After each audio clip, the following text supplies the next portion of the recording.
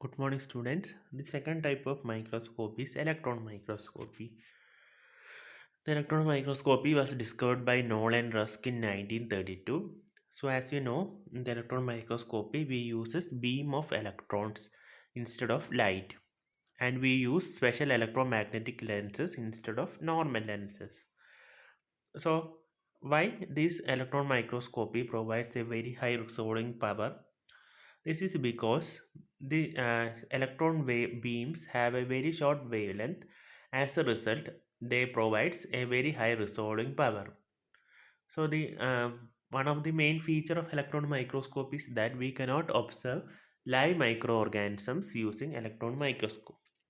അപ്പോൾ രണ്ടാമത്തെ type മൈക്രോസ്കോപ്പാണ് electron microscope. അപ്പോൾ ഈ ഇലക്ട്രോൺ മൈക്രോസ്കോപ്പ് കണ്ടുപിടിച്ചത് നോൾ ആൻഡ് റസ്ക് ആണ്.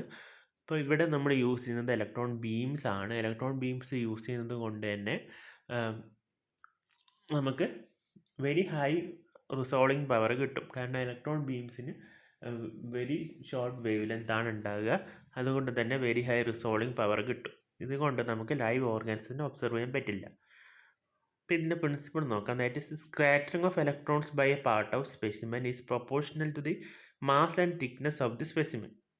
The electron microscope is used to study the ultrastructural details of bacteria, and the electron microscopy are of two types, TEM and SEM. That is transmission electron microscope and scanning electron microscope. അപ്പോൾ electron മൈക്രോസ്കോപ്പിൻ്റെ principle എന്താണ്? അതായത് ഒരു object അല്ലെങ്കിൽ ഒരു വസ്തു അത് scatter ചെയ്യുന്ന electron എന്തിനോട് പ്രൊപ്പോർഷനാണ്? ആ വസ്തുവിൻ്റെ തിക്നെസ് അല്ലെങ്കിൽ മാസിനോട് പ്രൊപ്പോർഷനലാണ്. അപ്പോൾ തിക്നെസ് കൂടുന്തോറും കൂടുതൽ ഇലക്ട്രോൺസ് അത് സ്കാറ്റർ ചെയ്യും. തിക്നെസ് കുറയും തോറും കുറച്ച് ഇലക്ട്രോൺസ് മാത്രമേ ആ ഒരു വസ്തു സ്കാറ്റർ ചെയ്യുള്ളൂ. ഇത് മെയിൻലി യൂസ് ചെയ്യുന്നത് ബാക്ടീരിയൻ്റെ ഒക്കെ അൾട്രാ സ്ട്രക്ചർ, അതായത് ഇൻറ്റീരിയർ സ്ട്രക്ചറോ അല്ലെങ്കിൽ ഓർഗനൽസിൻ്റെ സ്ട്രക്ചറൊക്കെ പഠിക്കാൻ വേണ്ടിയിട്ടാണ് യൂസ് ചെയ്യുന്നത്. ഇലക്ട്രോൺ മൈക്രോസ്കോപ്പി രണ്ട് ടൈപ്പ് ഉണ്ട്, സ്കാനിങ് ഇലക്ട്രോൺ മൈക്രോസ്കോപ്പും ട്രാൻസ്മിഷൻ ഇലക്ട്രോൺ മൈക്രോസ്കോപ്പും. So first we will look into transmission electron microscope. It is a complex and sophisticated equipment, and it is used to study structural details of cell which are too small to be seen by light microscope. അപ്പോൾ transmission electron മൈക്രോസ്കോപ്പാണ് ആദ്യത്തെ type of electron microscope. ഇതൊരു complex instrument ആണ്. ഇത് നമ്മുടെ cell ഓർഗനൽസിൻ്റെ ഒക്കെ structure പഠിക്കാൻ വേണ്ടിയിട്ടാണ് use ചെയ്യുന്നത്. അതായത് ലൈറ്റ് മൈക്രോസ്കോപ്പ് യൂസ് ചെയ്ത് കഴിഞ്ഞാൽ നിങ്ങൾക്ക് സെൽ ഓർഗനൽസ് ഒന്നും കാണാൻ പറ്റില്ല. അപ്പോൾ അതൊക്കെ കാണാൻ വേണ്ടിയിട്ടാണ് നമ്മൾ ട്രാൻസ്മിഷൻ ഇലക്ട്രോൺ മൈക്രോസ്കോപ്പ് യൂസ് ചെയ്യുന്നത്. അപ്പോൾ ഇത് ചെയ്യാൻ വേണ്ടിയിട്ട് ആദ്യം എന്ത് ചെയ്യുകയെന്ന് വെച്ചാൽ നമ്മുടെ സ്പെസിമെന്നെ എക്സ്ട്രീംലി തിൻ സെക്ഷൻസ് ആയിട്ട് കട്ട് ചെയ്യും. എന്നിട്ട് അതിനെ ഇലക്ട്രോൺ ബീമിൻ്റെ പാത്തിൽ വെക്കും.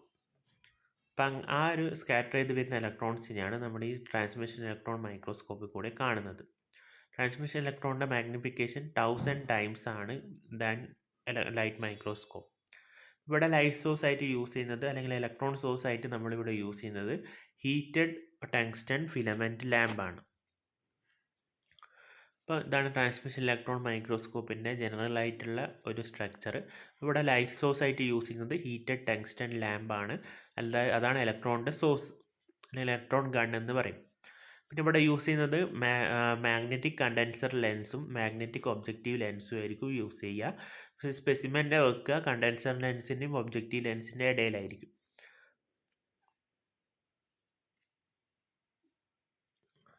അപ്പോൾ ഈ ട്രാൻസ്മിഷൻ ഇലക്ട്രോൺ മൈക്രോസ്കോപ്പിലൂടെ നമ്മൾ ഈ സ്പെസിമെൻ്റെ വ്യൂ ചെയ്യണമെങ്കിൽ അതിനെ നമ്മൾ സ്പെഷ്യൽ സ്റ്റെയിനിങ് ചെയ്യണം. അപ്പോൾ സാധാരണ നമ്മൾ യൂസ് ചെയ്യുന്ന ഓർഡിനറി സ്റ്റെയിനിങ് മെത്തേഡ്സും കൊണ്ട് നമുക്ക് ഇലക്ട്രോൺ മൈക്രോസ്കോപ്പിൻ്റെ സ്പെസിമെൻ പ്രിപ്പറേഷൻ നടത്താൻ പറ്റില്ല. അപ്പോൾ അതിന് സ്പെഷ്യൽ സ്റ്റെയിനിങ് ടെക്നിക്സ് ഉണ്ട്. എന്തൊക്കെയാണത്? So the specimen is fixed using fixatives like osmium tetroxide or 5% glutaraldehyde or 4 to 6% acetaldehyde, 10% acrolein, etc. And it is done to stabilize the cell structure.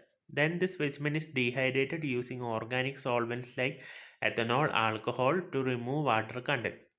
Then the specimen is soaked in unpolymerized liquid aliphatic epoxy resin to harden the specimen and to provide plasticity, so that thin slices of specimen can be obtained by cutting using diamond knives.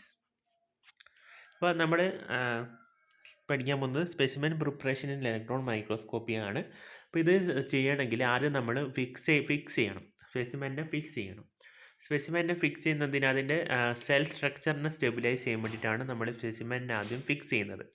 അപ്പോൾ സ്പെസിമെനെ fix ചെയ്യാൻ വേണ്ടിയിട്ട് നമ്മൾ use ചെയ്യുന്ന fixatives ആണ് osmium tetroxide, ഗ്ലൂട്ടാൽഡിഹൈഡ് ഒക്കെ.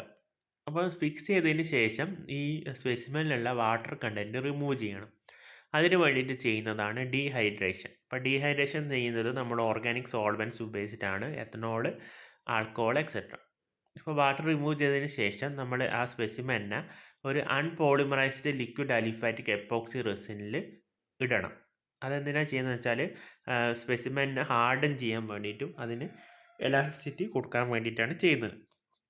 അപ്പോൾ ഇങ്ങനെ harden ചെയ്താൽ മാത്രമേ നമുക്ക് ഡയമണ്ട് നൈഫ് ഉപയോഗിച്ചിട്ട് തിൻ സ്ലൈസസ് ആയിട്ട് സ്പെസിമെനെ കട്ട് ചെയ്യാൻ പറ്റും. ഇപ്പോൾ 2 ടൈപ്പ് സ്റ്റെയിനിങ്സ് ആണ് നമ്മൾ യൂസ് ചെയ്യുന്നത്, ഷാഡോ കാസ്റ്റിങ്ങും ഫ്രീ സ്റ്റിച്ചിങ്. ഫസ്റ്റ് ടൈപ്പ് സ്റ്റെയിനിങ് ആണ് shadow casting or shadowing. In these the microorganisms, for example viruses,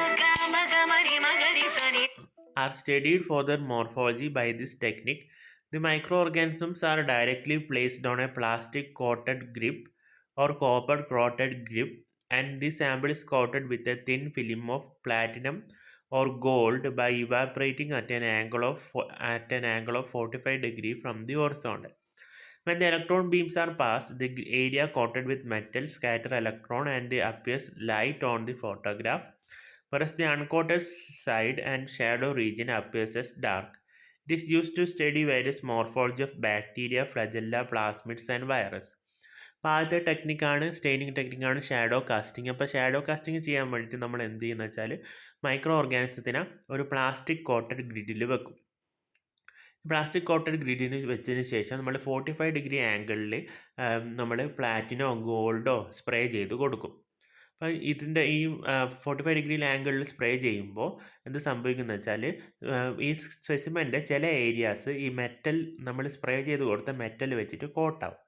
അപ്പോൾ ഇങ്ങനെ കോട്ടായ റീജിയൻസ് എന്താണ്, കൂടുതൽ ഇലക്ട്രോൺസ് സ്കാറ്റർ ചെയ്തിട്ട് ഇമേജിൽ ബ്രൈറ്റ് ആയിട്ട് അപ്പിയർ ചെയ്യും. ഈ കോട്ടഡ് ആവാത്ത റീജിയൻസ് എന്താണ്, ഡാർക്ക് ആയിട്ട് അപ്പിയർ ചെയ്യും. അങ്ങനെ നമുക്ക് അതിൻ്റെ മോർഫോളജി പഠിക്കാൻ പറ്റും. രണ്ടാമത്തെ സ്റ്റെയിനിങ് ടെക്നിക്കാണ് freeze fracturing technique and freeze etching technique. അപ്പോൾ ഇത് മെയിൻലി യൂസ് ചെയ്യുന്നത് ഇൻറ്റീരിയർ സ്ട്രക്ചർ പഠിക്കാൻ വേണ്ടിയിട്ടാണ്. ഇതിൻ്റെ സ്റ്റെപ്സ് എന്താണെന്ന് നോക്കാം. First the cell is first frozen in liquid nitrogen at -196 degree Celsius and then warm to 100 degrees Celsius on a vacuum chamber, and then cut the specimen with a knife which is pre-cooled with liquid nitrogen. The cleaning of specimen reveals the structure of the cell, and in freeze etching, which involves evaporation of water from frozen and fractured specimen, can then expose additional surface for examination. These surface must be coated with heavy metal layer that produce shadows of this layer called replica and is viewed by transmission electron microscope.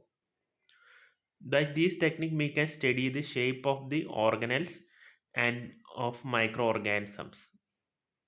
അപ്പോൾ രണ്ടാമത്തെ ടെക്നിക്കാണ് freeze etching technique എന്ന് പറയുന്നത്. അപ്പോൾ freeze etching technique പേര് തന്നെ അത് freeze ചെയ്യുക എന്നിട്ട് കട്ട് ചെയ്യും. അപ്പോൾ ഫ്രീസ് ഇച്ചിങ് ടെക്നിക്കിൽ ആദ്യം നമ്മൾ ചെയ്യുന്നത് എന്താണെന്ന് വെച്ചാൽ സ്പെസിമെൻ എടുത്ത് നമ്മൾ ലിക്വിഡ് നൈട്രജനിൽ പ്ലേസ് ചെയ്യും. അതായത് -196 ഡിഗ്രി സെൽഷ്യസിൽ ലിക്വിഡ് നൈട്രജന് പ്ലേസ് ചെയ്യും. പ്ലേസ് ചെയ്തതിന് ശേഷം നമ്മൾ എന്ത് ചെയ്യുന്നത് വെച്ചാൽ നമ്മൾ ലിക്വിഡ് നൈട്രജനിൽ മുക്കിയ ഡയമണ്ട് നൈഫോ ഒറ്റ ഉപയോഗിച്ചിട്ട് നമ്മൾ ആ സ്പെസിമെനെ തിൻ സ്ലൈസസ് ആയിട്ട് കട്ട് ചെയ്യും. കട്ട് ചെയ്തതിന് ശേഷം നമ്മളതിനെ 100 ഡിഗ്രി സെൽഷ്യസിലേക്ക് ഒരു വാക്യൂം ചേമ്പറിൽ വെക്കും. അപ്പോൾ അതിലുള്ള വാട്ടർ വേപ്പേഴ്സൊക്കെ ഇവാപ്പറേറ്റഡ് ആയി പോകും. അപ്പോൾ കൂടുതലായിട്ട് അതിൻ്റെ സ്ട്രക്ചർ റിവീൽ ആവും. ഇനി അതിനെ നമ്മൾ എന്ത് ചെയ്യുന്നത് വെച്ചാൽ ഹെവി മെറ്റൽ, നേരത്തെ നമ്മൾ ഷാഡോയിങ്ങിൽ കോട്ട് ചെയ്തപോലെ തന്നെ ഹെവി മെറ്റൽ വെച്ചിട്ട് കോട്ട് ചെയ്യും. എന്നിട്ട് അത് ട്രാൻസ്മിഷൻ ഇലക്ട്രോൺ മൈക്രോസ്കോപ്പിൻ്റെ അടിയിൽ വ്യൂ ചെയ്യും. നെക്സ്റ്റ് ടെക്നിക്കാണ് സ്കാനിങ് ഇലക്ട്രോൺ മൈക്രോസ്കോപ്പ്. അപ്പോൾ scanning electron microscope is divided into 2. They are scanning probe microscope and atomic force microscope. So the scanning electron microscope is a more recent invention than TEM, and it is used to create image of the surface of the specimen, and SEM can resolve object as close as 20 nanometer, giving a magnification of 50,000. SEM gives 3-dimensional interior of the cell. അപ്പോൾ scanning electron മൈക്രോസ്കോപ്പാണ് രണ്ടാമത്തെ type of electron microscope. ഈ scanning electron മൈക്രോസ്കോപ്പും 2 type ഉണ്ട്. അതായത് scanning probe മൈക്രോസ്കോപ്പും atomic force മൈക്രോസ്കോപ്പിയും. അപ്പോൾ ഇതൊരു recent ഇൻവെൻഷനാണ്. അതായത് scanning electron scan ചെയ്യാന്ന് വെച്ചാൽ സർഫസിലൂടെയാണ് സ്കാൻ ചെയ്യുക. അപ്പോൾ സർഫസ് ഇമേജസ് ആണ് നമ്മുടെ ഈ സ്കാനിങ് ഇലക്ട്രോൺ മൈക്രോസ്കോപ്പിൽ കിട്ടുക. ഈ സ്കാനിങ് ഇലക്ട്രോൺ മൈക്രോസ്കോപ്പിൻ്റെ മാഗ്നിഫിക്കേഷൻ പവർ 50,000 ആണ്. ഇതൊരു 3 ഡയമെൻഷണൽ വ്യൂ ആണ് തരിക. ഇനി എങ്ങനെയാണ് സാമ്പിൾ പ്രിപ്പയർ ചെയ്യാൻ നോക്കാം. ആദ്യം നമ്മൾ സ്പെസിമെനെ കോട്ട് ചെയ്യണം. Heavy metal like platinum or gold ഉപയോഗിച്ച് കോട്ട് ചെയ്യണം. ഇനി അതിലേക്ക് നാരോ ബീം ഓഫ് ഇലക്ട്രോൺ കൊടുക്കാം. അപ്പോൾ നാരോ ബീം ഓഫ് ഇലക്ട്രോൺ കൊടുക്കുമ്പോൾ നമുക്ക് ചില ഇലക്ട്രോൺസ് എന്ത് ചെയ്യും, ആ സ്പെസിമെനിൽ തട്ടിയിട്ട് ബാക്കോട്ടേക്ക് റിഫ്ലക്റ്റ് ചെയ്ത് വരും. ഇങ്ങനത്തെ ഇലക്ട്രോൺസിനെയാണ് നമ്മൾ സെക്കൻഡറി അല്ലെങ്കിൽ ബാക്ക് ഇലക്ട്രോൺസ് എന്ന് പറയുന്നത്. അപ്പോൾ ഈ സെക്കൻഡറി അല്ലെങ്കിൽ ബാക്ക് ഇലക്ട്രോൺസിനെ വെച്ചിട്ടാണ് നമ്മൾ ആ സ്പെസിമെൻ്റെ ഇമേജ് ക്രിയേറ്റ് ചെയ്യുന്നത്. ഇതാണ് സ്കാനിങ് ഇലക്ട്രോൺ മൈക്രോസ്കോപ്പിൻ്റെ സ്കാനിങ് പ്രോബ് മൈക്രോസ്കോപ്പ്. ഇതിൻ്റെ അറ്റോമിക് ഫോഴ്സ് മൈക്രോസ്കോപ്പ് നമ്മൾ അടുത്ത ക്ലാസ്സിൽ പഠിക്കും. അപ്പോൾ ഇതാണ് ഇലക്ട്രോൺ മൈക്രോസ്കോപ്പ്. Thank you.